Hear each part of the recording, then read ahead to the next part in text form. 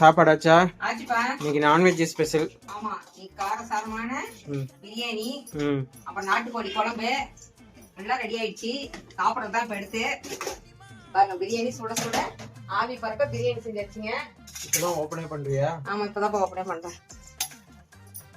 சீரக சம்பா அரிசியில நாட்டுக்கோழி எடுத்து வந்து பிரியாணி செஞ்சிருக்குது.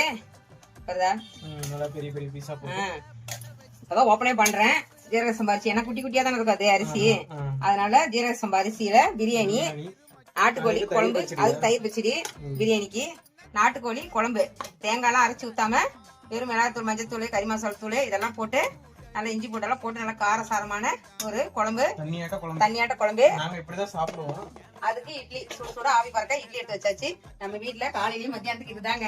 நல்லா இன்னைக்கெல்லாம் நாட்டுக்கோழி குழம்பே தான். நாட்டுக்கோழி குழம்பு, நாட்டுக்கோழி பிரியாணி எல்லாம் செஞ்சாச்சு. வாங்க சாப்பிடலாம். பாய். அடுத்த வீடியோ